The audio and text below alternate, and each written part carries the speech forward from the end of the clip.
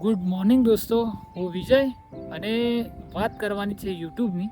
તો યુટ્યુબની દુનિયાની અંદર એક નવો ભૂકંપ આવી ગયો છે.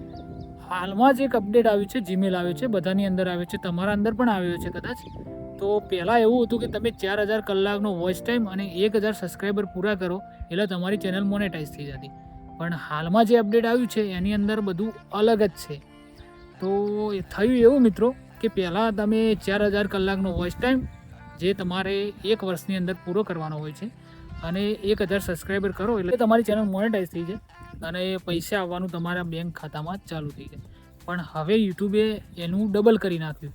હમણાં જ જીમેલ આવે છે આપણી અંદર. તો યુટ્યુબે સ્પષ્ટ કર્યું છે કે હવે તમારે 4000 વોચ ટાઈમની જગ્યાએ 8000 કલાકનો વોચ ટાઈમ પૂરો કરવો પડશે. હવે અમુક ક્રિએટરને તો એવી હાલત હતી કે 1 વર્ષની અંદર 4000 કલાકનો વોચ ટાઈમ પૂરો નહોતો થતો અને યુટ્યુબે એક નવી પોલિસી લાવી દીધી જેની અંદર આપણે 8000 કલાકનો વોચ ટાઈમ 1 વર્ષની અંદર પૂરો કરવાનો હોય છે. તો બહુ દુઃખદ સમાચાર છે આપણા માટે, ક્રિએટરો માટે. તો મિત્રો, આ અપડેટ તમને મળ્યું કે નહીં મળ્યું, આ જીમેલ તમને મળ્યો કે નહીં મળ્યો એ મને જણાવજો કમેન્ટમાં. અને આ વસ્તુ હાલથી લાગુ નથી થવાની.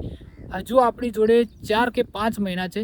એની અંદર જો તમે તમારી ચેનલ મોનેટાઈઝ કરી શકતા હોય તો કરી લો, કારણ કે 4-5 મહિના સુધી જે હાલ જૂનું ચાલે છે 4000 કલાકનો વોચ ટાઈમ એ લાગુ પડશે.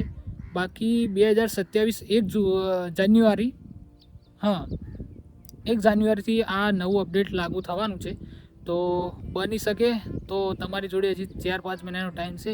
જો કરી શકતા હોય તો મોનેટાઈઝ કરી લો ચેનલને. બાકી જેને કરવું જ છે ભાઈ કામ યુટ્યુબની અંદર અને જેની લગન લાગેલી છે કે મારે યુટ્યુબર બનવું છે, એ તો છેવટે 8000 કલાક થશે વોચ ટાઈમ તો પણ કરીને બતાવશે. બાકી આ વિડીયો તમને કેવો લાગ્યો અને યુટ્યુબ વિશે કંઈ કમેન્ટ કરવા માગતા હોય તો કંઈક કમેન્ટ કરજો, વિડીયોને એક લાઇક કરજો અને મળશે નવા વિડીયો સાથે. ત્યાં સુધી જય માતાજી.